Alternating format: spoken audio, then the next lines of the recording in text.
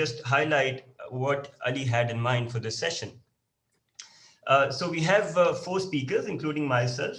We have Salim Raza Saab, he's the former governor of the State Bank of Pakistan. We have Hamza Malik, the director macro policy UN. He's also the former director monetary policy at the State Bank of Pakistan. We'll also have Dr. Nadeemul Haq, Vice Chancellor PIDE, joining us. I think he's still not here later on. And then we'll have myself. I'll introduce myself. So I'm an assistant professor or lecturer in economics at the University of Bristol. So what he had in mind, so welcome Dr. Nadeem to the session. So just to update you, Ali won't be able to continue. A close relative of his passed away an hour or so back. So he's asked me to jump in and take the session along. So what Ali had in mind was that we have 2 practitioners here, Salim Raza Saab and Hamza Malik. So they'll go ahead and they'll give us an overview of what they think about the proposed law. Then we'll have 2 academics, Dr. Nadeem and myself, and we'll basically follow them in our views onto this. So I think let's begin. So let's begin with, I think, Salim Raza Saab. So why don't you go ahead? So every speaker has about 10 minutes to speak. So we'll first ask the speakers to finish what they have to say. We'll then open up for the discussion and take questions from there on. So over to you, Salim Raza Saab. All right, thank you. I'll just refer to 2 parts of the. I'll just refer to 2 parts of the proposed act, which still has to go before Parliament, which have to do with defining specific objectives of the State Bank more clearly than they were defined in the 1956 Act. One with respect to the objectives of monetary policy, and the other with to do with government borrowing from the central bank.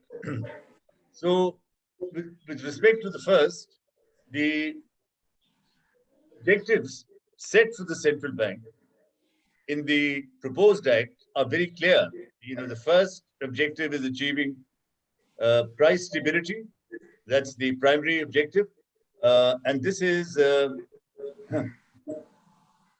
without prejudice. So, and without prejudice to achieving price stability, contribute to financial stability, that's second, and subject to those 2, contribute to fuller utilization of national resources. The earlier one, the 56 Act, which is still the current Act, simply said that the objective just read that the State Bank would work towards securing monetary stability and ensuring fuller utilization of countries' resources. And that's been replaced by this very strict emphasis on achieving price stability. So that means inflation targeting. Now, the reason inflation targeting has been made primary, it's been made overriding, is because the other 2 goals, financial stability and national development, involve a number of other players. Financial stability also involves the capital markets and involves the bond markets.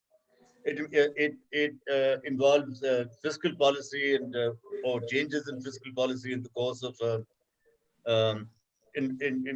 from what was predicted changes in fiscal policy. So therefore, the State Bank, the central bank, with respect to financial stability and national development, cannot be the principal. It can be the agent, and hence, as principal, it will focus strictly on achieving price stability, which to me means inflation targeting. Now, with this, very clear primacy and overriding responsibility that has been given to the State Bank, because that is the objective, and with the objectives come the powers. Those objectives have to be achieved. In my view, this independence, the State Bank achieves much greater accountability. Its objectives are not diffuse; they're very specific, and the State Bank is going to have to now put before Parliament regular reports, not just on the progress of the economy as it does today, but specifically with respect to how it's doing vis-a-vis financial stability, where it stands vis-a-vis its objectives, explain divergences from forecasts to Parliament. And governor has to appear once a year. Any senior officer of the State Bank can be called by Parliament at any time. And with the Ministry of Finance, there's going to be a recurring dialogue. There has to be, because the State Bank can't achieve credibility in its primary responsibility without, a forward-looking dialogue with an exchange of views with the Ministry of Finance. Then it's got the state bank's monetary policy statement. Its forward guidance is going to be watched very closely by business, by analysts, and in a sense, by the general public. It's going to, if done well, hopefully, what it'll achieve is a greater allocation of long-term saving to long-term investment, to productive investment. That is the idea. The inflation targeting isn't so much a question of whether you're targeting 2% or 6%. The objective inflation targeting is that you probably within a range, plus minus 2%, whatever target you set, you will, the State Bank will use all means to keep inflation, variations in inflation within that sort of, like a snake in a tunnel, within that tunnel that it set itself, and that's to give confidence, in looking forward. Now, that's the first. So I think that's a necessary development. We've said always that we have been saying for more than a decade now that the State Bank has power, monetary policy independence, but it hasn't quite translated in action. And now this definitive definition, I think, is going to help. The second is government borrowing. The previous law, the 2001 law, said that the government could borrow from the central bank provided it repaid borrowing in the same quarter. So at the end of every quarter, the government would have to zero out its debt. Second, the government would repay, this amendment was made in 2011, that the government would repay any borrowings that were outstanding at that time. And I think it was between 1.5 trillion and 2 trillion outstanding with the central bank. It would repay that in 10 years. And if there was any infraction of these two requirements, the Ministry of Finance would put an explanation before Parliament, and you would certainly inform Parliament and get Parliament's condoning of the lapse.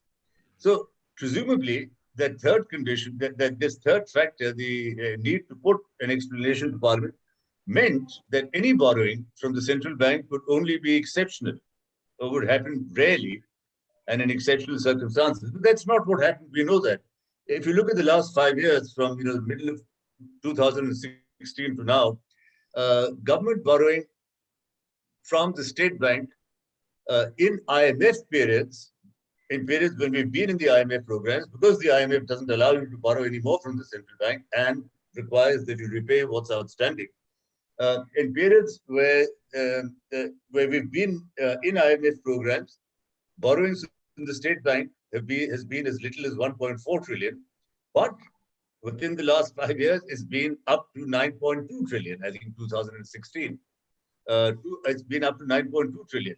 Now, the inverse of this is what happens with commercial banks, because when the government's running down its debt with the State Bank, it increases borrowings from commercial banks, and vice versa. When we're not in an IMF program, we switch back to government debt and pay off banks. The reason is very simple. Up to now, the cost of debt really to the government of borrowing from the State Bank has been zero, because although they pay the 6-month Treasury bill rate to the State Bank for any debt, they also get all the State Bank profit.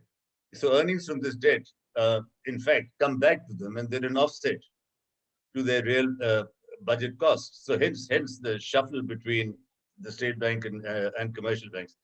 Now, this time, there is a specific requirement, a specific statement that the government will not borrow, the government will not incur any debt from the central bank, and what is outstanding, which I think now is about 6 trillion, it's around 6 trillion, will be paid back This 6 trillion is invested in various maturities of PIBs and treasury bills. As they mature, they will not be replaced.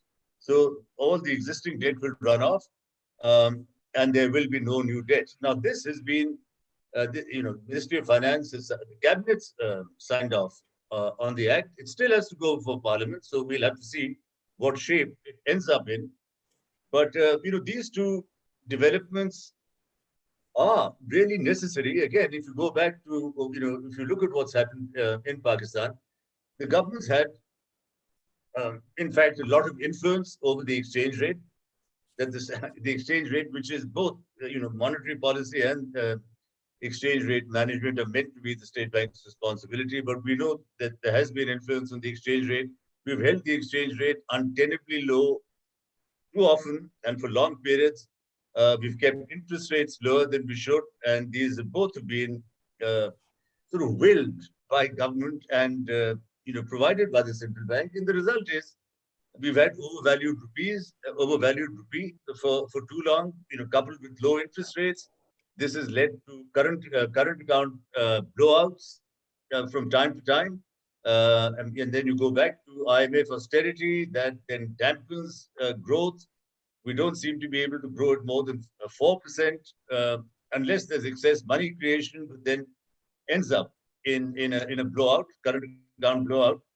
As a result, if you look at long-term investment in this country, it's got misallocated. It's gone into land, real estate. It's gone into trading, which is helped by an overvalued rupee, and to the detriment of industrial investment, which needs a competitive rupee.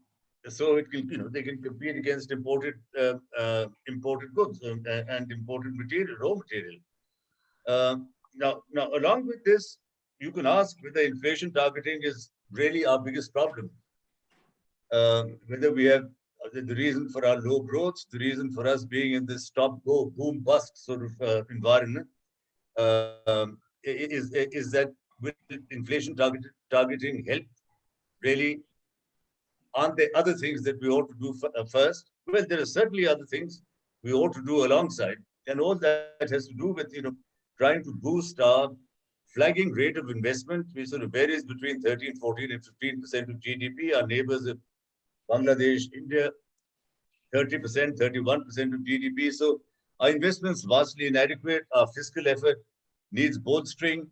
But again, with this exclusion of borrowings from the central bank, perhaps the fiscal effort now achieves an urgency it hasn't had in the past. It will be to the government will have to pull out all stops now and really try and sort of, improve our tax collection by percent and a half a year, reach 15% in the foreseeable future. It's also true that we are an inflationary country. I think there's no denying that. As of February, the February figure for our inflation was 8.7%. It's 9.1% in March. The world average inflation rate was about 2.5, 1.5 for advanced countries, and about 3.1, 3.2 for emerging markets on average. There are variations, but on average. And at 8.7, what do we do long term? This is the big differential. So we either take it, we respond to that differential through devaluation, exchange rate devaluation, to stay competitive. But devaluation then affects inflation, or we take inflation on the head and establish a range that we will tackle inflation at. And as I said, most countries that enter inflation targeting, and for long periods afterwards, and some permanently, don't target a figure, they target a range. So what's the appropriate range for us? I don't know. 5%, 4%, plus or minus 2% on either side. So that's the reality as well. Now, I'll stop there with these two observations. There are many other things, but there are many other speakers. I'll let other people, give their views on this, on what I've said, or on anything else that's contained in the Act. But I just want to finish by saying that, it's very obvious that the question that will arise, if the government can't borrow from the central bank, Who will it borrow from? Commercial banks? Well, the commercial banks already have 50% of their loanable assets sitting in government paper. So, so if that accelerates, then, the squeeze on the private sector is on already. That will simply get worse. I mean, if borrowings, then investment in government paper goes up to 55, 60, 65%, that's extremely undesirable. So what will the government do? Is it practical, in other words, to think of to believe that, is it practical, is it realistic to believe that it's viable for the government not to borrow from the central bank? Well, first of all, there is absolutely no doubt that the better fiscal effort is going to have to be taken in hand. The second, yes, it is possible. The government can build alternate markets for debt. We've done fairly well on this Roshan Pakistan, about $800 billion, which means foreigners will, and we've done very well with the placement we've just done of our Eurobonds. So there is a market for Pakistani paper abroad. We can try and market it. We have got much slicker at selling Pakistan. Actually, Roshan shows us that we've got a huge pool of overseas Pakistanis who will buy Pakistan paper. They see it as much lower risk than foreigners would. And the second is we need to develop mutual funds in this country. Our mutual funds are tiny. And as you know, US mutual funds are almost as much as bank deposits. And treasury bills and government treasury bills in particular are a very big part of where mutual funds invest. Now, our other institutional investment market is small, insurance companies and pension funds. But then we've got to find ways of encouraging their growth. So we will have to develop these alternate distribution markets. It'll take time, but it is viable. And if the pressure's on government to escalate these avenues, with three avenues: better fiscal performance, offshore markets for Pakistani paper, and growth of domestic Pakistani mutual funds. I think this act will have made a good, strong, long-term contribution to sustainability of higher growth, certainly to sustainability of higher growth than we've been capable of. And the achievement of higher growth, will be up to government policies, and let's see, that's another subject. Okay, that's all I had to say actually at the moment. I'm welcome to hear whoever you choose to call on next. Thank you very much, Salim Saab. So I'm sure a lot of the other points which you want to speak on will definitely come up in discussion. So I'll stick with the order which Ali proposed. So let's move on to Hamza Malik before we come to the academics. So over to you, Hamza. Thank you, Ahmed. Thank you, Governor Salim, for getting us off the mark. Good to see you, Dr. Nadeem. Finally, we managed to have a panel on discussing on SBP and autonomy issues. I've not been closely following a lot of developments in Pakistan these days as I'm based in Bangkok, but there's a lot of hue and cry in the media. So I did follow up what came in the social media and then ended up going through the deck of slides that was available on Ministry of Finance's website regarding the recent changes in SBP law. Having worked at SBP for about 8 years, I'm familiar with the kind of changes in SBP law that were introduced earlier, the ones that were proposed earlier but did not go through, and some of them have made it actually to this particular round. So I'll comment essentially on 3 broad issues. First of all, I think it's extremely important to understand there's a huge, the entire conversation to me is a bit misleading. In my understanding, there is no such thing as an independent central bank anywhere in the world. Pakistan is no exception. It's a misnomer in many ways. I'll give you 3 examples to make sure we appreciate this point. Let's understand the 3 terms. One is the state, which is of Pakistan, the country. One is the government, which is currently formed by PTI. And one is the Ministry of Finance or the Finance Division. In a lot of commentary, we tend to use these terms interchangeably. Oh, central bank become independent of the government. Oh, central bank is now a state within a state. Very loose use of these terms, which creates a lot of confusion, not clarity. State Bank of Pakistan is an institution of the state, Pakistan, irrespective of whichever political government is in power. So that's number one. So it's not independent, it is the institution of the state. The government which is formed has the prerogative to set or give its kind of objectives. In the context of current discussion, for instance, it can give a certain inflation target which they want to pursue. in their political regime. A different government can give a different target and so on and so forth. The third one is the finance ministry, which is just an institution supposed to serve the government, implement the policies of the government. So that's number one, the term has to be clear, and I'll make it clear what I'm referring to. The three examples I was giving that why SBP, I think, is independence and autonomy is a misnomer. One is the head of the institution, governor, its deputies, the members of the External Monetary Policy Committee, the board members, they're all appointed by the government. So how can they be independent if the head of the organization is appointed by the same government? Number one. Number two, the SBP is already, and that has been strengthened actually in the recent law, already accountable or answerable to the government's National Assembly through its pertinent committee, which I think is called Standing Committee on Finance, Revenue, and Economic Affairs. It can call the head of the institution, the governor, or any staff for explanations and so on and so forth. I'll elaborate this point a bit further. So it is under the control of the government in that sense, the democratic setup that we have. The third example is the key objective of SBP in the current law, achievement of price stability and financial stability, is given by the government. It's not set by the state bank itself. There are examples globally where central banks themselves set an inflation target. This is not the case and should not be the case. So these three examples tell me that we have to be a bit careful when we say, oh, central bank has become autonomous in very general and broad terms. There is no such thing as autonomous central bank in that sense. What I'm referring to and what I understand when I hear the term SBP autonomy is actually independence, autonomy from the clutches of the Ministry of Finance, from the influence and dictation from the Ministry of Finance, from the bureaucrats, from the Secretary of Finance in particular, who interferes in multiple ways in the functioning, in the pursuit of objectives, instrument setting, so on and so forth of the state bank. So you can call it the operational independence.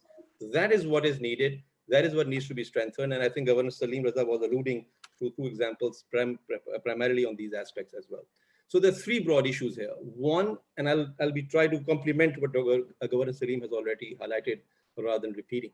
So one is the issue of direct and limitless borrowing from the central bank.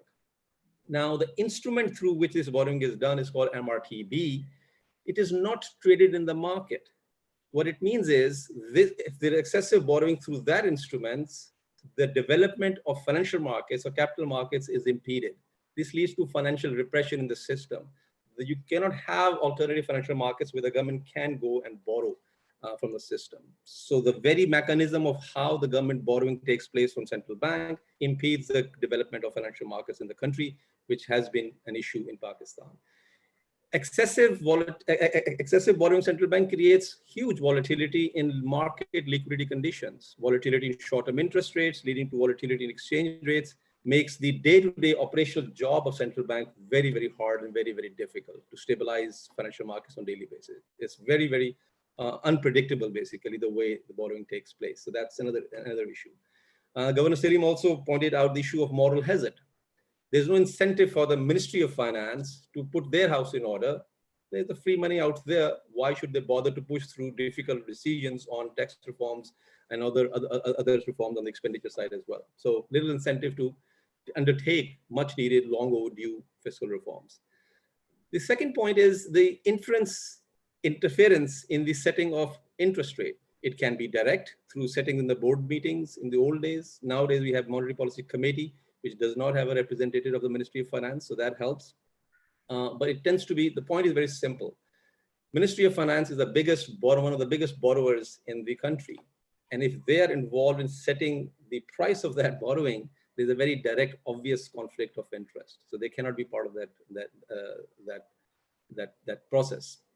And number two, it actually adversely affects the ability and the credibility of state bank to pursue its objectives when they cannot set their own instrument. You adjust instrument to achieve certain objectives, and then even if they don't have full freedom, operational independence to set the interest rate, I don't think so. The likelihood that the institution will achieve the ultimate objective is going to be very high. The last point, which is important, and it's not highlighted much in media commentary in terms of interference, is exchange rate. Central bank is dictated what the exchange rate is going to be. It doesn't have any independence. Ministry of Finance tends to set the level of exchange rate. It tells the institution, historically at least, and until very recently, use the foreign exchange reserves to actually influence the level of exchange rate. It creates huge overvaluation, undervaluation issues with attendant consequences, very adverse consequences for the economy, including the repeated balance of payment crises, almost a continuous recourse to IMF programs since last 30 plus years. So the consequences of that interference is extremely serious.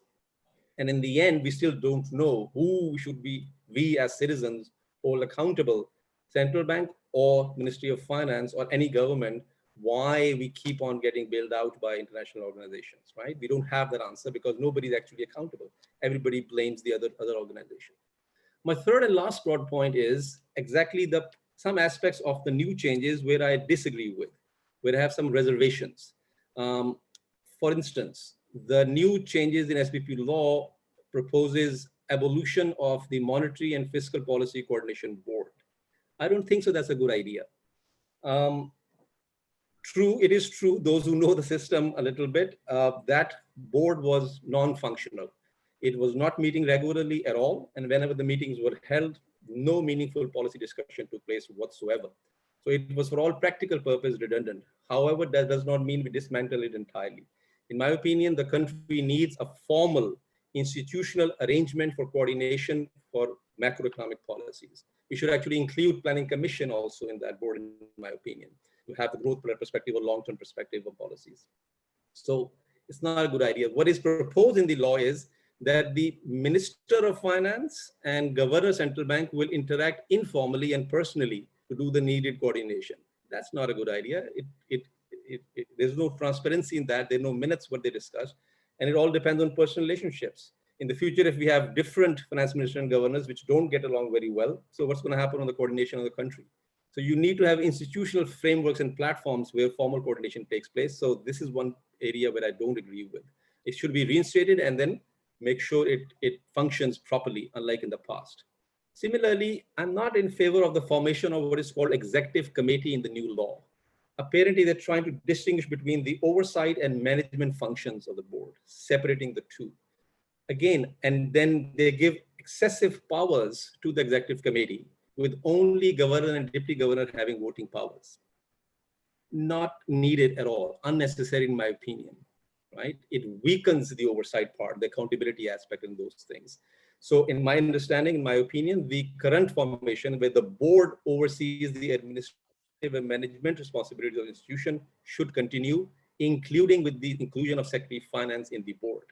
Not the Monetary Policy Committee, the board of the institution. The third part where I don't agree with the amendments is the accountability. Governor Salim also touched on that, but let me elaborate a bit further.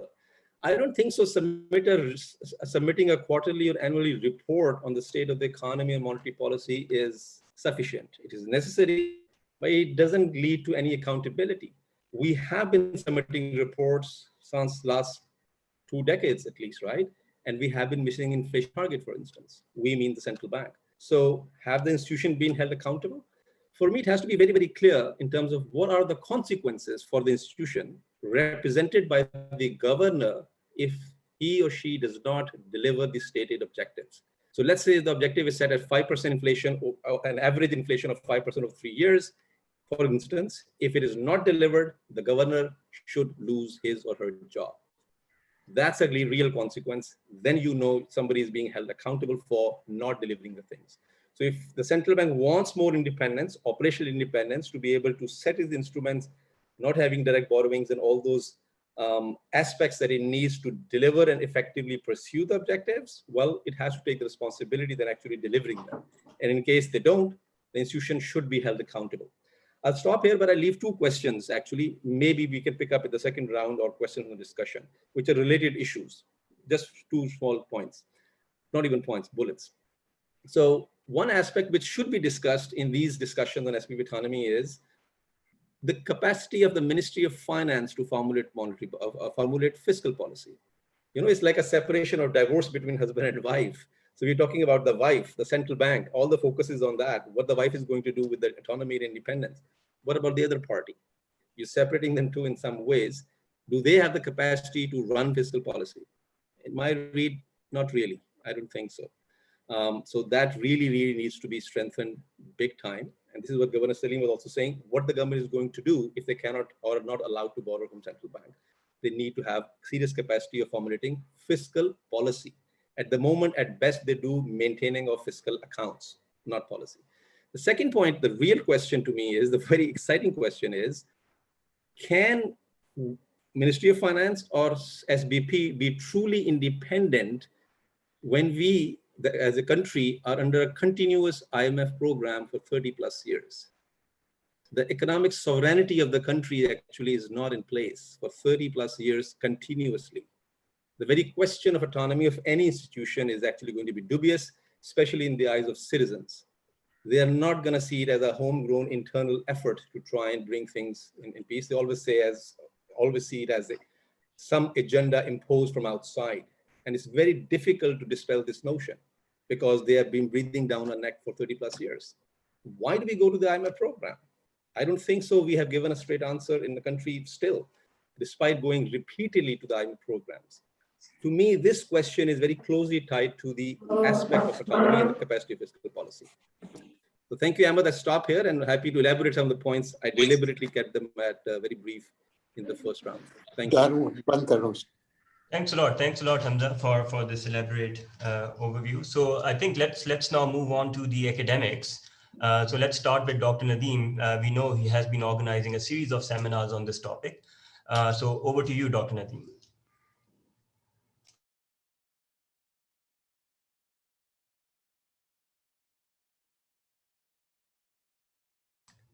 We can't hear you. You need to unmute your mic. Sorry. I'll unmute. Yes, we can. Thank you. Let me share a screen with you because I think it's always good to begin with something written down because people don't pay much attention. Okay, thank you. Look, I think a lot of good points have been made. Let me clarify. First of all, I think you classified me as an academic, but you must bear in mind that I probably had a lot of central banking experience through the IMF. I've put such laws in place in many countries and worked in central banks in many countries. So there is something that I can bring there. But I think a lot of good points have been made. I'll just make 7 or 8 specific points which I want to emphasize. Let's not go overboard with a lot of, I mean, there's been a huge amount of morass on this thing, lots of confusing, arguments from sovereignty to God knows what's going to happen to the country. It's going to be nuclear fallout or something, but quite frankly, this is an issue that requires a serious conceptual debate, which we have not had. We have had an ideological debate, but not a conceptual debate. So I'd like to ask some very simple conceptual questions. For example, why do we continuously need more and more autonomy? The IMF has been trying to get this autonomy law placed in the country since 1988. There have been amendments made in 1992 when the terms were fixed. Then there were amendments made to put in the Monetary Policy Committee.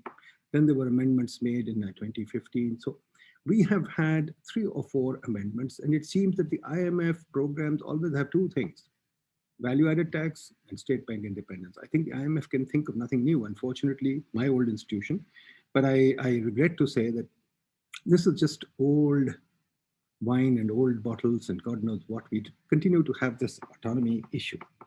So why do we need more autonomy? We had a webinar, as you said, we had 4 webinars. We're going to have another one tomorrow, in 2 days from now. We had Yaqub the other day, we had Salim Raza before, we had Shahid Kardar, we had Salman Shah, we had everybody on the webinars. And I think this point comes up repeatedly again and again. The law is good enough right now. Why are we looking to take the law further?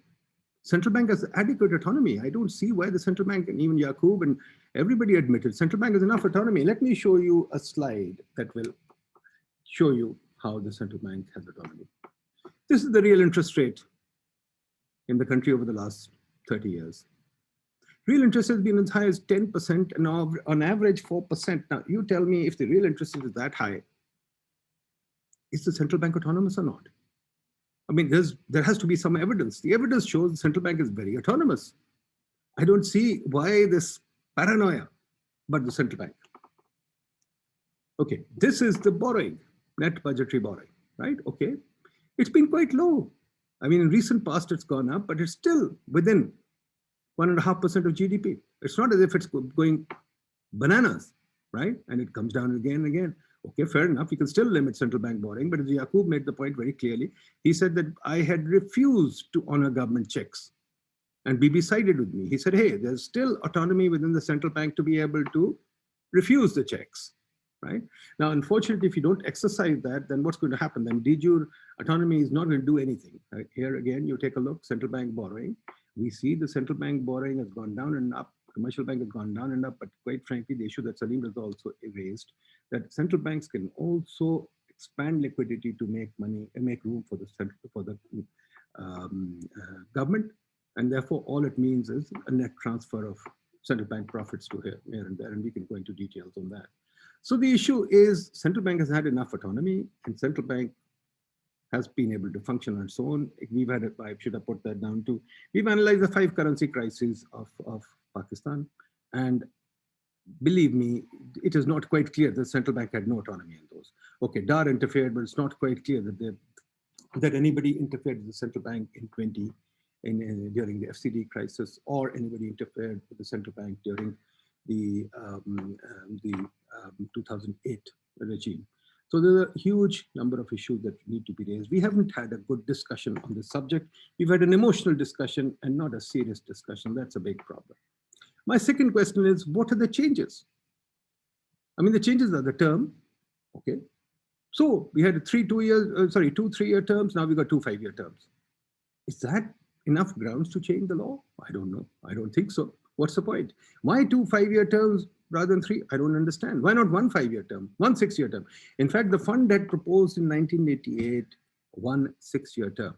And there was a big debate between 1 6-year term and 2 3-year terms. No monetary fiscal board. I agree with Hamza. I don't think it's a great idea. There has to be some sharing of macro scenarios. I've been in the planning commission and I know the central bank refused to share macro scenarios. And we just didn't know where the central bank was going. It was on an autopilot, more or less. And then, of course, why do we want to create a special class? Why is central bank staff above any legal or other remedies? I think that's also should be thought about, and we should have clarity on that. So again, that's the second point. What are the changes that are being proposed? What are the significant changes? I don't see the significant changes there.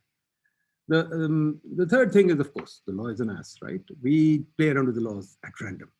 We just changed Tariq Banouri, HEC law has been changed overnight. We've had so many laws. Tariq Hassan was fired overnight, even though SCCP had a new law. Khalid Mirza will testify to that, he's here. I mean, we've had so many laws and we absolutely make mockery of the law. So where's the rush to make a law when we know that law is absolutely incredible? There's no credibility in our laws. Okay? So that's another problem which I don't see.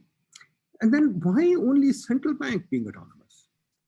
Central bank is already autonomous. Central bank has the highest salaries in the country. The lowest paid central banker is bloody, 5 lakh rupees or something. But in the planning commission, they can't even get 1 lakh rupees, right? Central bank already has its own whatever perks and clever things. Central bank is already autonomous. What about the rest of the country? I think, quite frankly, the post-enlightenment economy requires autonomous agencies everywhere, their own independent targets and their own independent reporting systems. Why only the central bank? I don't understand. Is there evidence to show that this will be a superior situation than before? Central bank has claimed in a column in the Business Recorder, I haven't seen anything other than that, maybe Hamza can tell us, maybe Salim can tell us, that they have researched this topic for 5 years. Hell, where's that research? I'd like to see it. Why can't we debate it? Why can't we talk about it? Why this sneaky, covert attempt to change a law? Why can't we discuss the evidence like gentlemen, right? Simple issue as far as I can see. So I don't see why autonomy should be only for the central bank. I mean, our universities are not autonomous. I keep raving and ranting. Our universities are not autonomous. Our universities answer to a section officer. At least you answer to the finance secretary. Our universities answer to a section officer, right? So I mean, for God's sake, planning commission is not autonomous. Planning commission answers to a section officer in the Ministry of Finance. So let's be fair. Is central bank autonomy enough or not? Okay. Now, what is the context? Let's look at what's been given to the central bank. They say price stability. Okay. Might buy that. Secondly, by the way, I also want to put out something else, which, oh shit, I forgot to put that in. I disagree with Salim Raza. We are not a high inflation country. In fact, we are a low inflation country. If you look at our inflation rate, it's never been more than 10%. I mean, I think 2 or 3 years we went to 20, 2 years we went to 20, otherwise it's been hovering around 10%.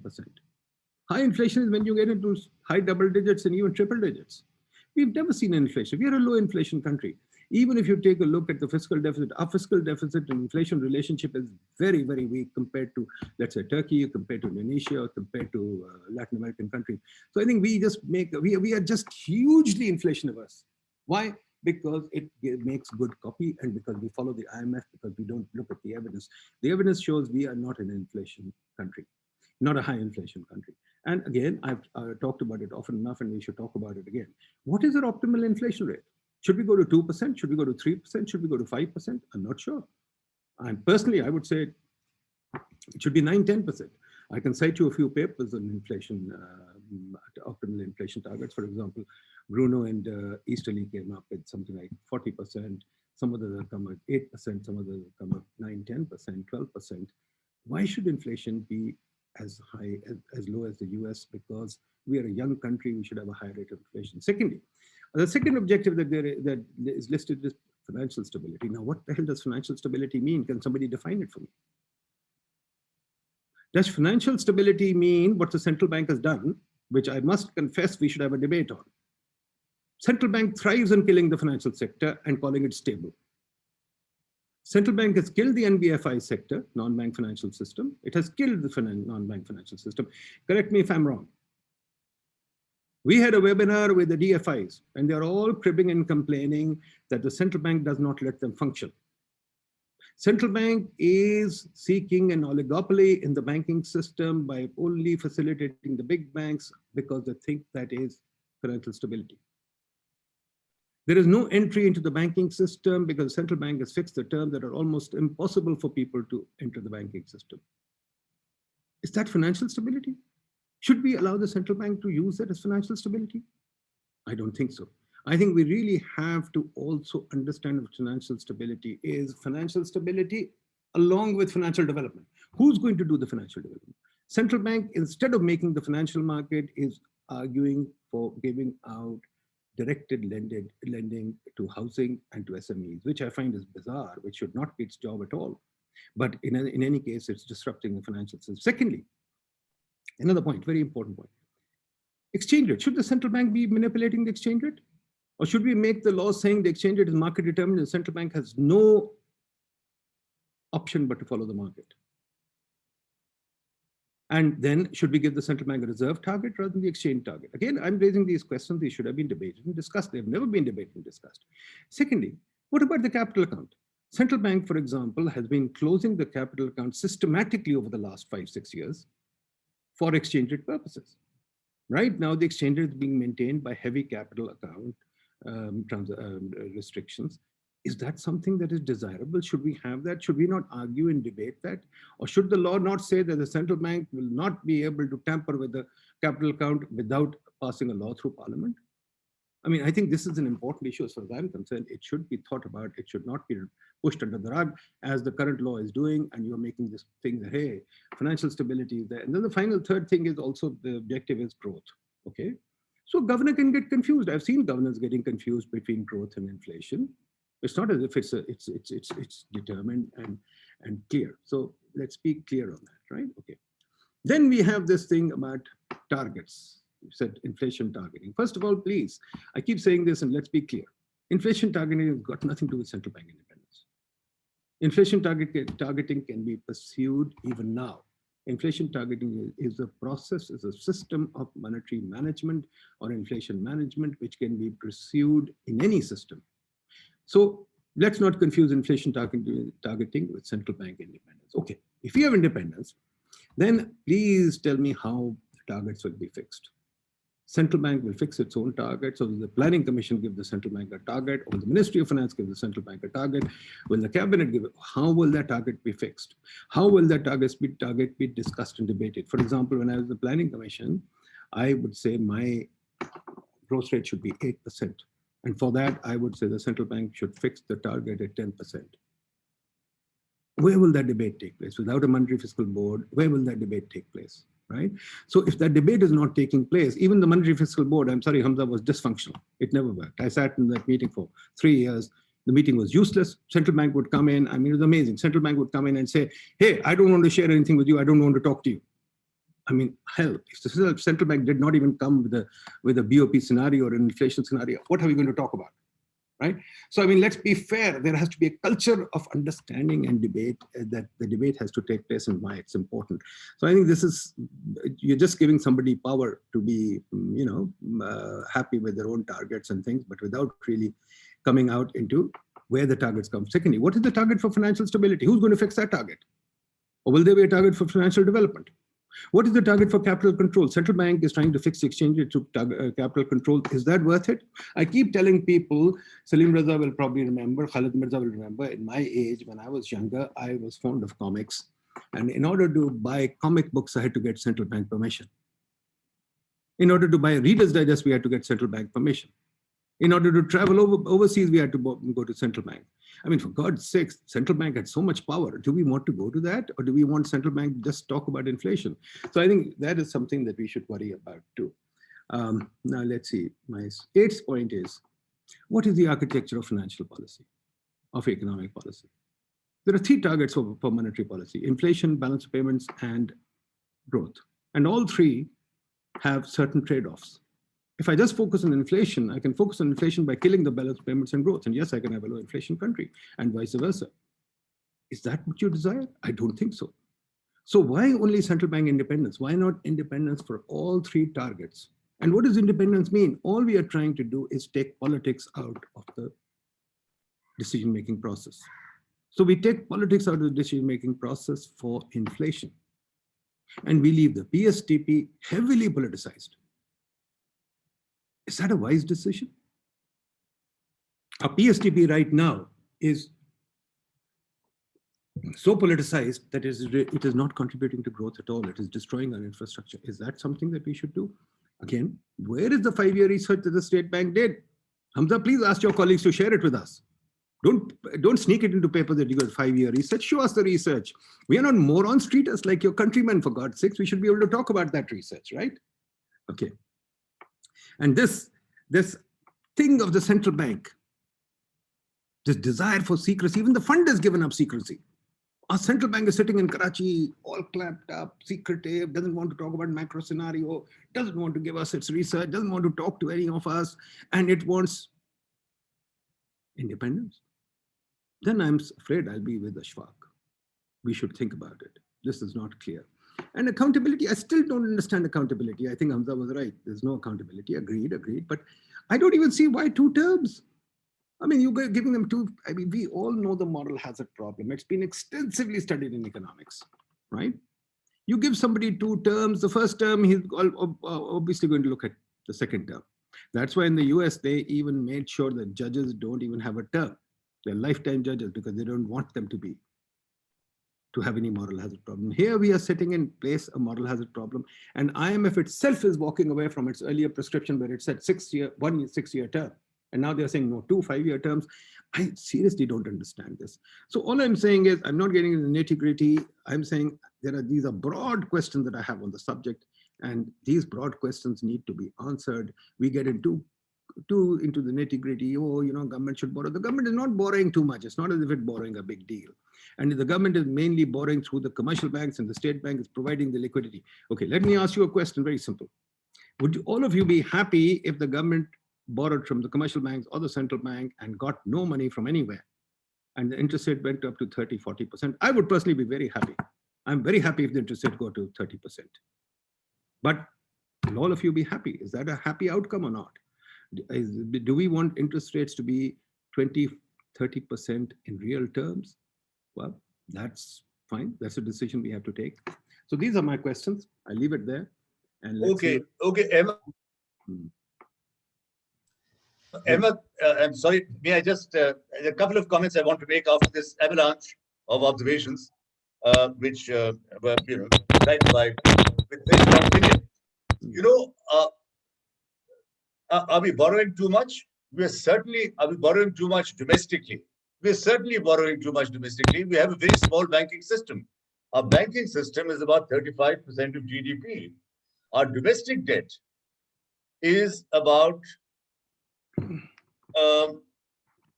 of GDP.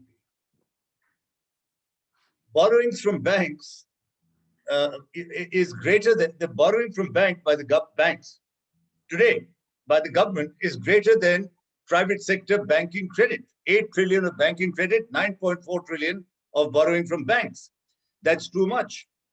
So we have to look at borrowing and government debt relative to the size of our resources. And the government debt has swamped the banking system. It is the elephant really in the room, that we don't acknowledge. It has prevented the diversification of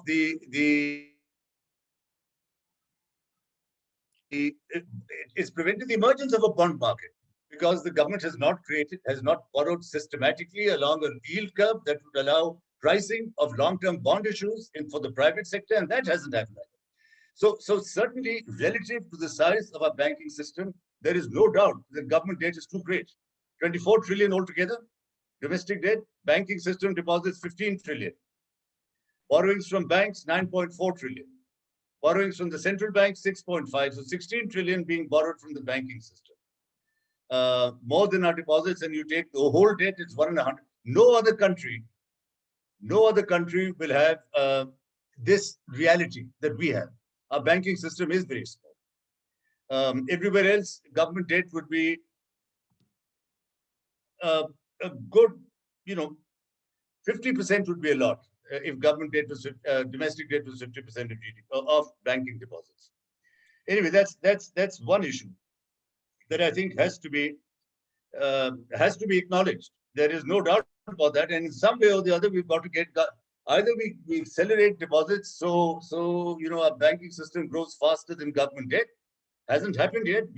By the way, we've also got the biggest cash in circulation, 6.4 trillion in a banking system of 15 trillion of deposits, 43%. There's barely any other country that has currency in circulation of more than 20%. I mean, so 20% of deposits. So that's another giant problem we have, which makes us unique. We've got to look at where we are. When we talk about, in this case, when we talk about the size of government debt, appointment of governor, we all know what the problem with the governor's term is, that as he comes on to maturity for 2 years before the end of term, he could become, a puppet in the hands of a government that was going to transcend his end of term because he'd like to be re-elected, but possibly. The US governor of the Fed, by the way, is appointed for 4 years. And Greenspan was there for what, 18 years, 19 years? There was another governor before him, I think, I'm forgetting the name, post-Second World War, who was also there for 19 or 20 years. They've had 5 rollovers, and if they've done their job properly, the incoming government would want to retain them rather than let them go. That's if their job is fair and they're performing against goals jointly agreed with government. No central bank sets the inflation rate. No central bank anywhere in the world. It's always set by the government in consultation with the central bank. So that's what will happen here as well. The central bank is not going to set the rate. And central banking independence, I think you underplay the influence that the Ministry of Finance has had on, in practical terms, you underplay the influence they've had. As Hamza says, whatever level of independence any state bank gets, the Ministry of Finance is infinitely more powerful politically. And whatever you're granted on paper, may not be how things turn out. And we've got to understand that reality as well. Okay, just those couple of observations. Okay, Hamza, can I come back on that? Since we have started this. Look. I can make, I just want to share 2 observations. There are so many points you raised, but some views are very extreme. So I'll just highlight 2 of them. As well. Let Hamza speak too, yeah. But No. I've spoken, so let Ahmed finish his remarks, I think, and then I can come back to Nadeem's comments. So Ahmed, please go ahead. So thanks a lot, Dr. Nadeem, for raising these important questions and for Salim Saab to share your thoughts. Let me sort of move on to myself, and then before we open up the floor, we can sort of let the panelists respond to each other. So I've got a set of slides to guide my presentation. Okay, so there's a lot which is going on in the proposed draft, but I just want to focus primarily on the policy objectives which have been outlined in the draft itself. But before I proceed, I do want to take this opportunity to sort of show my respect for Dr. Nadeemul Haq. I was lucky enough to have him as my mentor when I finished my undergrad long time back, and it's sort of an honor for me to be speaking in his presence today, really. So in the short time I've got, I'm just going to focus on these policy objectives, and this is how I'm going to proceed. Just quickly say a few things about the relevance of monetary policy in the context of Pakistan, highlight that it's important that we think carefully about the choice of the monetary policy regime, share some of the evidence around inflation targeting in the context of international experience, and then finally, what do I think is missing from the proposed law in the context of setting these policy objectives. So the first thing which I really want to get across is that Pakistan, I think, when in the context of what we're discussing here, is not too different from any other country out there. Inflation, I think, in Pakistan, if you look closely at the data, is very much a monetary phenomena over the medium to long run. Unlike the popular perception, which we often come across, that somehow it's only determined by the cost push factors. Sure, those are important, but really in the short run. So I've got some data over here. So you can see the black line here, which is the growth rate in broad money supply, adjusted for the growth rate in money demand, as in the literature. And then I've also got inflation, and these are 5-year moving averages. So what you're seeing over here is really the medium-term relationship between inflation and the broad money supply. And you can see that this is both of them are quite closely related. The correlation between the two is 0.62. If you want to look at over a shorter term, let's say 3-year, the correlation is still significant at 0.5. Over a much longer time period, say 10-year or 30-year, the correlation goes all the way up to 0.8. And that's the number which McCallum and Nelson also find for the US. And for the US, they end up concluding that this is statistically not different from 1. What does that mean? That means that over the medium to long run, inflation in Pakistan is also very much a monetary phenomena. The second point I want to make is really that we also need to appreciate the limitations of the monetary policy. How much can we achieve, or what can we achieve using the instruments which the monetary policy has available? And we know, again, there's a whole body of literature out there which sort of talks about monetary neutrality, that essentially in the long run, rather in a very long run, monetary policy will not have any effect on, let's say, the growth rate of GDP, or if you want to, let's say, go a bit further and talk about super neutrality, it will not even have any effect on, let's say, the economic prosperity of the country, again, over a very long term. Again, there are at the same time papers showing that the long term can be really very long term, whereas in the short to medium term, the effect can be quite significant and persistent at the same time. And these are important points to keep in mind, because often the concerns which are raised around focusing on price stability is that somehow it's going to end up undermining our prosperity over the long-term period. And that also sorts of should flag that we shouldn't really try to find any easy way towards prosperity by printing money or something like that, but rather the road to prosperity is pretty hard, and that sort of really depends on the kind of policies which Dr. Nadeem has been talking about since ever, in the form of productivity reforms, urban development, and stuff like that. Those are the areas which we need to explore if we are really concerned about our long-term prosperity, not printing money per se. But having said that, this does not mean that the choice of the monetary policy regime has no implication. Clearly, it has very significant implication as far as the fluctuations in output or GDP growth are concerned over the short to medium term period. And we know different countries across the world have tried different policy regimes. Some have worked, some have been abandoned. So one of them, which we know definitely from theory and also from empirical literature, is that if you're operating under a fixed exchange rate regime, if that's your de facto monetary policy regime, and on top of that you happen to have a very irresponsible fiscal behavior, you're definitely going to end up in a currency crisis. And this is something very similar to what we have seen in Pakistan as well. So you can see over here, just before the crisis period, we have this period of about 3 years when we actually see the debt bubble building up. And almost all of this debt bubble is really driven by government spending over and above the trend. And this was also the period in which the central bank, for whatever reason, was operating as if they were basically operating under a fixed exchange rate regime. And ultimately that landed us into a crisis. But at the same time, this experience over here is not specific to Pakistan. Once again, we have seen many other countries over a long history which have actually undergone a very similar kind of crisis over and over again. So go back to 80s and you find some Latin American countries going through a similar kind of crisis. Over the 90s, you have East Asian economies, which again go through a similar kind of a currency crisis, not necessarily driven by fiscal expenditures, but in their context, very much driven by speculative attacks in the presence of fixed exchange rate regimes. And that's the point since when many of these economies, emerging economies or developing economies, started to move away from adopting fixed exchange rate regime as their choice of monetary policy regime, and rather moved away towards some form of inflation targeting or price stability, either explicitly or implicitly. And it's important to note that by 2010, we had more developing economies which had adopted inflation targeting as their monetary policy regime relative to developed economies. And this transition started happening in 90s and early 2000s. And this is notwithstanding the arguments which we also come across in the context of Pakistan, that somehow inflation is only a cost push phenomena, or there's a high degree of informality. So the transmission mechanisms of monetary policy are pretty weak. These are the same kind of countries, and they've adopted the same kind of policies a long time back. And it turns out that the evidence, the empirical evidence, is rather very much in favor of adopting inflation targeting.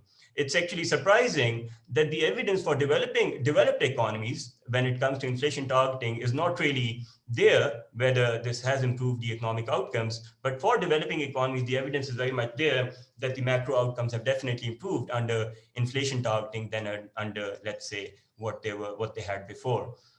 For example, there's a reduction in the likelihood of currency crisis. There's a reduced volatility in output growth.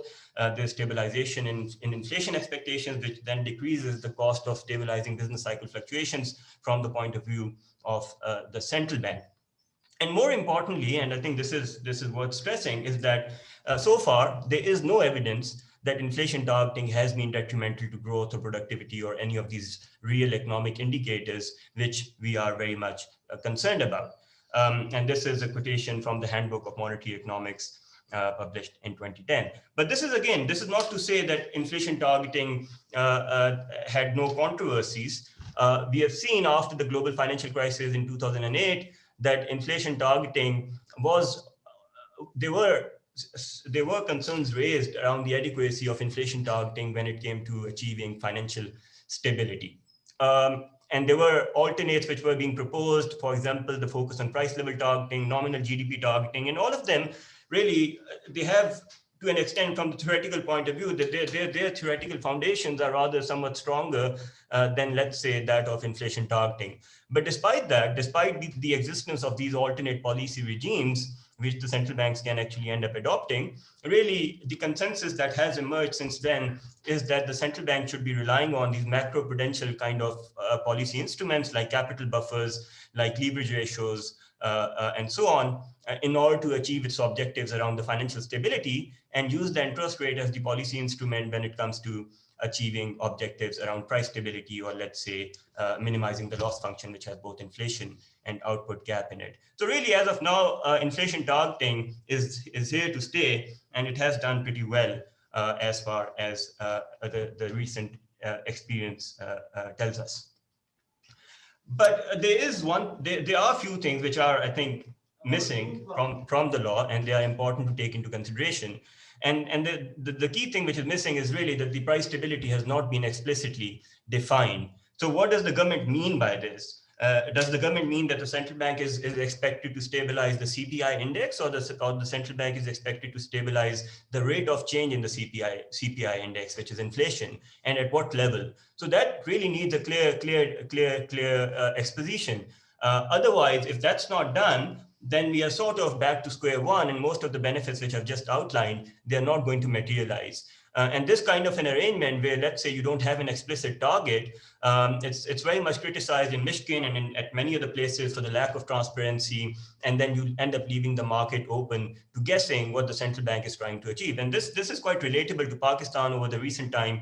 We have seen continuously that the central bank in its monetary policy statements continuously says that they are targeting inflation. But at the same time, you see the market participants do not trust what the central bank is saying. And they sometimes think it's because of hot money or because of IMF or because they want to achieve a certain level of exchange rate. And clearly, there are good enough reasons for the skepticism, given the lack of credibility of the institution as we speak today. The last question, which is again important, is who should set the target? In practice, to be honest, you can find examples where in some cases, it's the central bank setting its own target. In some cases, it's the government setting the target. In some cases, they set it together jointly. At least to my knowledge, I'm not aware of any significant empirical papers or evidence which says one is better than the other. I think in the context of Pakistan, probably it will be worthwhile if the parliament sets it, because they are the ones who basically complain about, let's say, increase in prices, and they are the one who basically represent the public. So I think they'll probably be better than setting the target, because they represent the preferences of the society in a better way.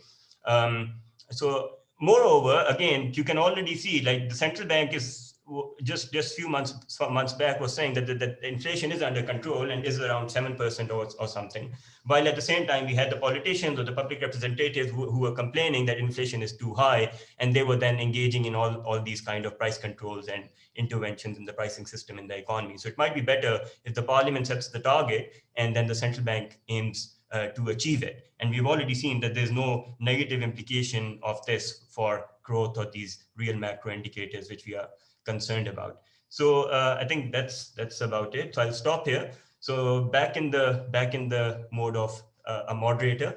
So let me, before we open the floor, let me actually go back to the panelists and let them respond to what they have heard so far. I think Salim Saab already expressed or shared some of his views. So I think Dr. Hamza, I think you wanted to say something, and then I think Dr. Nadeem also wanted to say something before we open the floor. Thanks, Ahmed. I'll be very, very brief, because we're going to leave some time, of course, for participants to raise questions as well. The broader question that Dr. Nadeem raised, the law is already pretty good enough. I tend to agree. I mean, it's a step in the right direction. You give more clarity to go towards price stability or inflation targeting, good, which makes it much more, in theory at least, much more credible. But then it should be held accountable, and I already made comments on the accountability aspect is not that strengthened. The other aspect is the coordination part, which I think we have broad agreement that you need a formal macro policy, fiscal policy, growth, whatever coordination board that should not be abolished. So that's the part I agree with Dr. Nadeem. There are two things that stand out in Dr. Nadeem's remarks, which I would point out for further discussion, which I don't agree with. One is SBP really autonomous? I mean, nowhere near. If you are measuring the real interest rate as a yardstick, I don't think so that's an accurate variable, or maybe there's one indicator. Let me share something a little more direct. I mean, Governor Salim is there. He may or may not want to elaborate on that. Dr. Shamshad Akhtar was the first governor in the history of central bank that was not given the second tenure. She completed her first 3 years and was asked to leave. It was not renewed, practically speaking. Then came Governor Salim Raza. He resigned. Then came Shahid Kardar. He resigned. Then came Yasin Anwar. He resigned. Then came what's his name? My boss predecessor, where I resigned from central bank, Mr. Vatra. He resigned. So in a series, you have 4 or 5 governors not completing their tenure. That's a huge indicator that something is off. Even if you don't want to call it independence, that something is really, really missing over here. The other related point to autonomy is you're really underestimating the borrowing that is low. It's not very high from central bank. The year I joined, I still remember the numbers. The year I joined central bank in 2007, the outstanding stock of government borrowing from central bank was 450 billion. Since 1947 to 2007, 450. In 1 year, in 2008, it shot up. Guess where? 1290. In 1 year, it went more than twice the entire 70 years borrowing. And you're calling it's not high level? Well, the big picture in a percentage of GDP, it may not show up, but when you have that amount of injection money in the system, it's going to create havoc in the system, which it did. And we had a 2008 crisis at our hands. Similar episodes happen later on as well. So it needs to be looked much more closely with multiple indicators when you say autonomy is there or not. And the last one is, I don't think so anybody can say with a straight face that, or with reasonable evidence that Pakistan is a low inflation country. No. I mean, it's been, there are two aspects. One is the level of inflation itself, and one is the volatility. You don't have any stability in the inflation rate at all. It's very volatile all over the place. We don't have a 3-year, I've been arguing since over a decade, there has to be a 3-year medium inflation target. Coming to Ahmed's observation, there has to be clearly defined, what do you mean by price stability? So if you deliver X%, let's say 5% inflation for 3 straight years, that's price stability, for instance. That can be debated in research, but that's something very clear. But it's very, very high and volatile. So it needs further discussion. And one last observation on Nadim's thing, why central bank is not sharing its research. I, in principle, agree. I mean, that's my first question when Elise asked me to participate. I said, get somebody from central bank. Let's hear from them directly. What do they think about this entire issue? And they're not coming out yet, I think, unless and until the law goes through the parliament, they're unlikely to come out. But I'm aware of the research since I was involved in 2007 onwards. Tons of internal research, very good one, high quality. And I agree with Nadeem, it should be made public to the extent possible. I agree. But there are all sorts of institutional constraints, should not be there. The broad features should be shared in debates, in public, in publications, and so on and so forth. So yeah, it has to be done. And in the macroeconomic framework, central bank has all sorts of scenarios. They prepare that. I led that department, I know it firsthand. We have been sharing these frameworks with fiscal authority, not that much at planning commission, fair enough, because they were not even participating in those meetings, unfortunately. They should have. With the National Assembly subcommittee, we have shared those scenarios every single time when we were approaching a crisis. In 2013, a year before we were bailed out by IMF, we kept pleading with the Ministry of Finance and other constituents. Here are alternative scenarios. We're going to go under the red line. Here are some actions you can take. None were taken. So all these scenarios are there. They did not come to public domain for all sorts of complex reasons. And that's a point that needs to be discussed. What exactly is the reservation? And that is something I think tend to agree with Dr. Nadeem. Let's ask central bank and say, which aspects of that can be shared? My background is in DSG modeling. I can share 5 papers that I wrote, DSG modeling, studying fiscal dominance, exchange rate manipulation, credibility issues, and what are the outcomes of that thing. It was not allowed to be published. So we have them internal frameworks. We share the impulse response functions and whatnot, alternative scenarios, and it's there. That kind of sensitivity needs to go down. In principle, that's what I mean. I agree with Dr. Nadeem. It should be much more transparent. Because if you want independence, you better be prepared for accountability and coming out cleanly to the citizens. Okay, so thanks, Ahmed. You're welcome. So, Dr. Nadeem, do you want to? बिल्कुल. पहली चीज तो ये देख लें जी. ये पाकिस्तान की inflation rate है. Can you see it? Just pulled it off the web. 9 to 12%. एक साल 12%, बाकी 9, 5, 7, 8. Is this a high inflation country? Shall I pull out a high inflation country? Okay, can you show me the data on real wages or nominal wages, the purchasing power of that money? No. The best thing about such debates is you withdraw to a different corner. The point is... No, it's not a different corner. The issue is the purchasing power of the money we're talking about. We are measuring through inflation rate. I'm just taking one point. And please look at the chart and tell me it's a high inflation country. Never goes to 2030. So first of all, let's stop beating the drum of high inflation.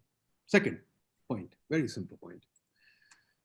This business about government being the biggest borrower, etc., etc. I know I've heard the story, and I know it sounds very sexy. But as I said, the banking system has been. Oops. Please, sorry. Banking system has been crushed by the central bank. High real interest rates have been maintained by the central bank. Right? Can we please worry about the central bank? I mean, central bank presents itself as if it has made no mistake, as if it's the cleanest,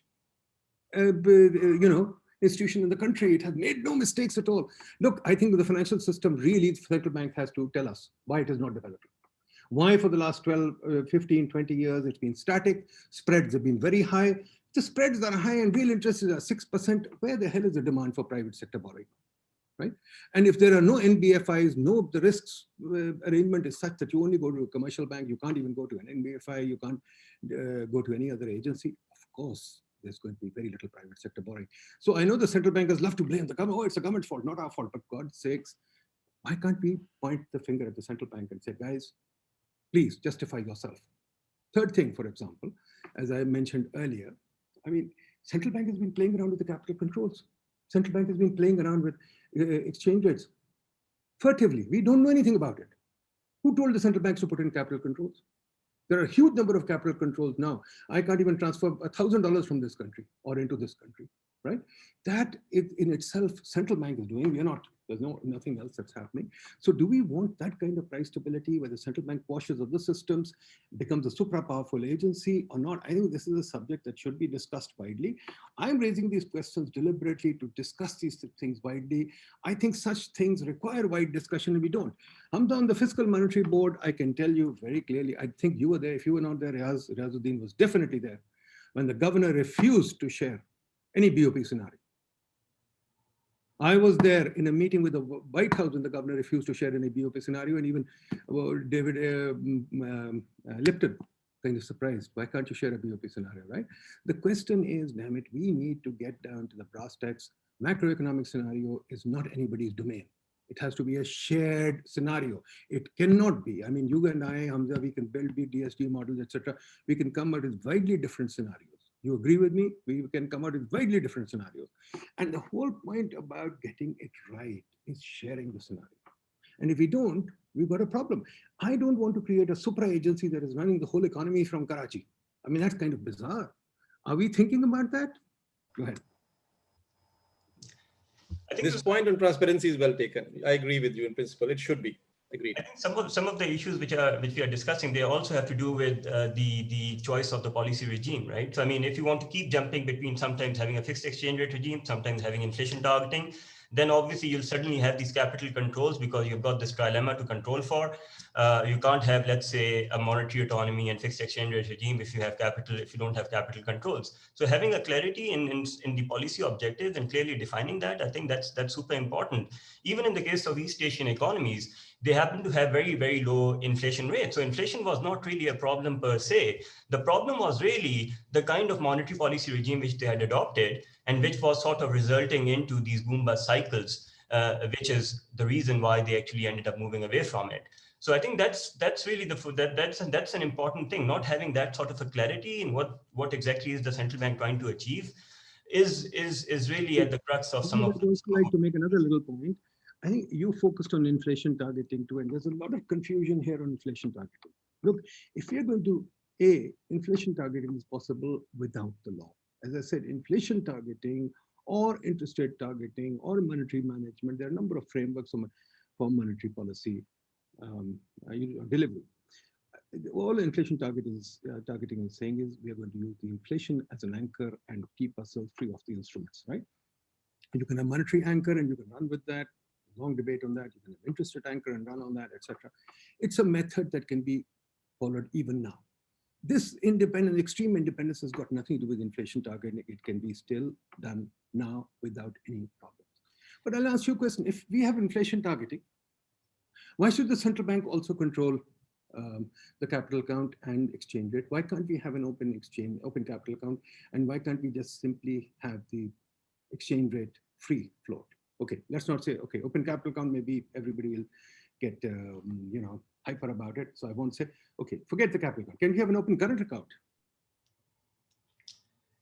So I think so the first point which you raised is obviously definitely correct, that inflation targeting has nothing to do with the independence per se. These are somewhat two different distinct. To do this stuff without, so sometimes they use the exchange rate as an anchor, sometimes they use capital account as an anchor, and sometimes they say we are doing interest rate targeting. That kind of freedom, I wish I had to in my work. That's a great amount of freedom.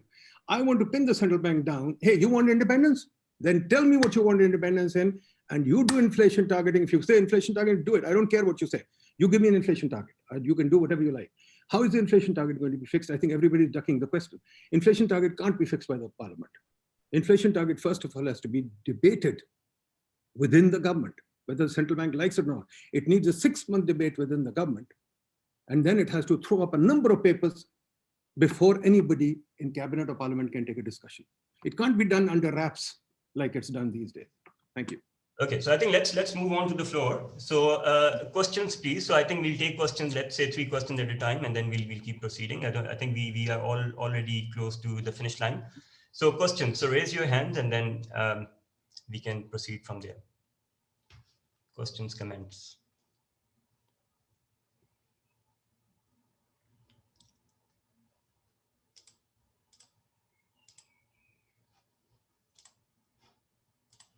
No questions? Actually, if there are no questions, we can carry on arguing with each other. No, so we have Umar. So Umar, you can unmute your mic and speak up. Thank you, sir. So my question is whether Pakistan has the ability to target inflation, given the fact that we cannot anticipate even the demand for a commodity for seasons which are like festival seasons. So do you think that the SBP has the capacity to come up with anticipated inflation or inflation targeting? Okay, any other question before we go back to the panels? Not yet. Pirzada, sorry, I can't raise my hand because I am not getting that option here. Right. So my question is a bit technical, that can we do inflation targeting, which is basically in itself an economic statistics, and when it comes economic statistics, we are in the dark. We don't have COVID inflation at the moment. Whereas we all can notice that weightage for all the sectors has changed during this COVID period. Food inflation may have gone to 40% from 34%, and you see investment in gadgets and many other things. So all the world is doing research on having COVID CPI as well as CPI. That's my first question. That what you are going to target, it has itself measurement issues, and these measurement issues are becoming complex and more complex due to a variety of products and quality and all that. This is one thing. Second, as you presented in your paper, a correlation between moving averages. So when you take moving averages, basically it becomes ecological correlation. More the number of time periods you average, higher will be the correlation. So if you take a correlation among individual values, that may give you a better picture of correlation and how inflation and money are moving together. Thank you. Ahmed, can I ask a question? I'll be brief. Yes. Okay. There was this thing that this is not a high inflation country. And I think one has to look in terms of context. Pakistan currently is around, just now the numbers were out, slightly above 9%. The global average is about 2.5%. I think emerging markets or in that context, I would say a 6% differential from sort of the average would suggest that this is a higher inflation country than what high or low, but it's definitely higher than the average. But correct me if I'm wrong. I'd like some views of the panelists on that. The other thing is, again, this is something which you have pointed out. It seems those countries that have imposed or taken on inflation targeting, pre and post inflation targeting, there has been a significant improvement in or lowering in inflation. And those countries on the whole which have inflation target, explicit inflation targeting, have about 5.5% lower inflation than those that don't. I just like to hear the panelists' views on those, if they think it's worth responding to. Okay, so let's go back to the panelists and hear your response about these questions. So there were questions around the measurement issues of whatever you're trying to target. There was a question about the demand side, whether that's significant, and then there's a question about this inflation differential. Should we be concerned about that? Yeah, I'll just start, and everyone else can, come in as they like, when they like. The central bank has an exchange rate policy which is not to interfere, and if you'll see that if you're watching the market, they have more or less steered clear of trying to get the exchange rate to any particular level. They are genuinely leaving it alone. They're coming in, it seems, they're coming in to smoothen sometimes, because they sometimes have prior knowledge of big outflows. There may be a big government debt payment, something that's going to suck up a huge amount of foreign currency and create a spike. So they may come in at moments like that and supply some liquidity, and vice versa. So I think in terms of exchange rate management, we are following a free float closer than we have ever done before. Maybe not absolutely, but closer. Secondly, on this supply side inflation, which is, I think, one of the questions asked, that we can't predict the price of commodities 1 month from now, so how do we target inflation? That's a very fair question, and it comes up all the time. That our inflation is because food and energy, which are both volatile items, are such a big part of our consumer basket, that if the central bank reacts too quickly to higher energy prices and higher commodity prices, they may be doing the wrong thing, because these go up and they go down. It's only when they start hitting core inflation, which I think they're doing now. Now higher food and higher energy prices and high food prices may be translating. Core inflation is non-food, non-energy. They may be impacting core inflation, and therefore some action by the central bank on interest rates, may be necessary. But they don't use interest rates to tackle these kinds of supply side pressures until they've gone into the core inflation. Just those two,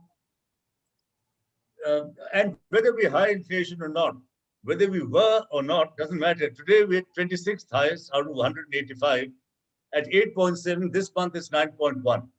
I gave you the world averages. It's around 2.5% last year. The developed world 1.5. It's been sick for years. But even developing markets are sort of between 3 and 3.5% on average. There are some that are higher. There's Turkey, that's 16. And then, of course, you've got Venezuela, and you've got Zimbabwe, and you've got, triple-digit inflation countries like that. But we are living in a world with lower inflation in time to come. And we are, in relative terms, quite high now. So that's all. Dr. Nadeem, Hamza, do you guys want to? देखिए बात सुनिए, ये मैं आपको एक और chart दिखा देता हूँ, ठीक है जी? तो बड़ी सिंपल चीजें हैं, कॉन्ट्रडिक्ट करना, अब क्या करें? मतलब we need to have this debate, we need to really have this debate. We seem to go, हम इस्लाम की तरह ही ट्रीट करते हैं इसको, कि जी एक बिलीफ है हमारा, ठीक है जी? ये कहाँ गया साला? Where is it gone? Okay, ये देखिए जी, ये अभी मैंने डेटा वर्ल्ड बैंक से उतारा, ठीक है? ये global averages don't mean anything. ये इमर्जिंग मार्केट्स की फॉर एग्जांपल जो है, इन्फ्लेशन रेट एवरेज इज 12.47% अभी, और LICs लेस डेवलप्ड कंट्रीज की 6.4 है, ठीक है? दुनिया में इन्फ्लेशन ऊपर नीचे जाती रहती है, बिल्कुल ठीक है. एक पॉइंट इन टाइम अपनी मर्जी का सिलेक्ट करके आप अगर करना चाहते हैं तो बिल्कुल कर लें, बट ये ज़ायद असर वगैरह स्टेटिस्टिक्स के लोग बैठे हुए हैं. We have to be clear. In the long run, we have not shown the kind of inflationary trend, and this is an old question that we have been arguing about for a long time amongst economists. Latin America has a higher inflation elasticity with respect to monetary policy than we do, right, in Asia. So हमारा वो inflationary pressure नहीं, हमने बहुत ज़्यादा build-up किया inflation को एक dialogue में without thinking. ये बात है. बाकी चीज़ जो जाहिद असगर की बात है, ठीक है कि जी ये measurement issues है, but we have to deal with them. And उसका मसला ये है, we have never invested in statistics. तो स्टेट बैंक अपने आप को अपने statistics लेके फिर रहा है, बाकी PBS is 0/0 is not doing anything. Why don't we? हम PBS की autonomy पे argue कर करके तंग आ गए and lost. There's a secretary of PBS right now, ठीक है जी? Now why are we not independent of that? बाकी जो inflation targeting बात आ गई, देखिए inflation targeting तो बिल्कुल जब मर्जी आप करें, अभी भी कर सकते हैं, कोई मसला नहीं. बट मुझे बताएं inflation targeting सब फिर आपने capital controls क्यों लगाने हैं? कैपिटल कंट्रोल तो छोड़ दें ना, सेंट्रल बैंक फाइनेंशियल डेवलपमेंट तो होने दें ना, सेंट्रल बैंक ये तो करने दें हमें कि जी हम बैंकिंग सिस्टम को तो डेवलप होने थे। अगर सेंट्रल बैंक ने सबको जैसे जकड़ के रखा हुआ 1960 से सेंट्रल बैंक ने जकड़ के रखा हुआ कि मेरी कॉमिक बुक्स भी सेंट्रल बैंक के थ्रू आएंगी, मेरा पी फॉर्म भी सेंट्रल बैंक के थ्रू आएगा, अभी भी सेंट्रल बैंक ने कैपिटल कंट्रोल लगा दिए, अभी भी सेंट्रल बैंक ने अपनी आसानी के लिए ये कहना आसान है कि सेंट्रल बैंक बड़ा अच्छा काम कर रहा है, अपनी आसानी के लिए कैपिटल कंट्रोल तो है, अपनी आसानी के लिए एनबीएफई मारे हैं। यार ये हम लोग नोटिस ही नहीं करते ये बातें, बिकॉज सेंट्रल बैंक बन के बैठे हुए हैं महाराजे and they don't want a discussion in a debate. Thank you. Hamza Malik बताएं। I agree with Javed Hassan जो पहले कह रहे थे. I don't see Nadeem's point still. Inflation is high, on the higher side in Pakistan. Whatever statistic you pull, today or forever. Let me finish. हाँ बताइए. So it's on the higher side, and the point I was making it is volatile. So the two aspects of research that needs to be done based on statistics. First, pinning down the optimal target rate of inflation, what that should be in Pakistan. The research we did in State Bank, if I recall correctly, was anywhere between 6 to 9% is consistent with long-term growth objectives. Let's say we can update that research. It can be done. It should be done more research. Fair enough. That's one aspect of research. Do debate, pin it down. Number one. Number two, and this is important, and this is what Ahmed, I agree with you, it should be set by Parliament after the discussion. A medium-term inflation target. Don't change the goalpost from year to year. You pick 7%, stick to 7%, and then hold central bank accountable for delivering it. If they don't, then ask them exactly why they have not done so. So whether it's 7% or 9% or 5%, that is to me not that important, although important, but at least to begin gaining the credibility is not the fundamental point. So at the moment, inflation is both high and volatile. And number two, we need to pin down the actual optimal target rate of inflation through more research, anywhere between 6 and 9, for instance, and stick to it at least 3 to 5 years rolling targets set by the Parliament, not by the central bank, in my opinion. That's all I wanted to add. Okay, thank you. So on the correlation question, I think so the reason why you take the moving average is because you want to sort of look over a medium to long term, and you want to sort of wash out the effects which are coming from these supply or demand side shocks in the short term. So that's pretty standard in the literature. There was another question whether inflation is leading money supply. I mean, these are simple correlations, so you shouldn't really try to draw too much from this. It's very much possible that inflation picks up sooner based on expected growth in money supply. But I mean, I've given the reference to the relevant papers, so you can sort of explore there. I think we are sort of already over time, so let me just take a few other questions if there are any, and then we can, I think, conclude. Anyone wants to ask any other question? Or we can then, if not, we can basically ask the panelists to maybe give their own concluding remarks, and then we can. I forgot to respond to one observation of Nadeem, which requires further discussion for sure, this capital control and exchange rate intervention, those aspects. The two broad observations, again, this is for continuing the debate part. One fundamental lesson that East Asia in particular has learned from the 97-98 crisis is essentially two. Decent monetary policy frameworks, which essentially meant flexible exchange rates, moving away from trying to fix the exchange rate, and developing local currency bond markets. These are two fundamental changes they have done, and look where they are in terms of stable inflation, in terms of developing financial sector, and many other positive gains since last 20 years. They have grown leaps and bounds. In my current job, I've been working very actively last 6 years with a lot of ASEAN countries, Indonesia, Philippines in particular, and Malaysia sometimes increasingly on not exactly these issues, but climate finance, bond issuance, and local currency bond markets issues. So within that, these countries have still, what they're doing is not capital controls, capital flow measures combined with macroprudential measures, essentially to deliver financial stability. Virtually all central banks do that. There is no such thing as free floating flows, capital flows anywhere in the world. The flexible exchange rate or floating exchange rate is the figment of a textbook imagination. Like Governor Salim absolutely correctly highlighted, central banks do intervene, should intervene to mitigate the excessive volatility. It does not mean fixing the level of exchange rate, right? So broad, but the point Nadeem is saying is, and that's the part I agree, there is much less conversation and debate and clarity from central bank if they are introducing certain policy measures like capital flow measures or intervention in the foreign exchange market.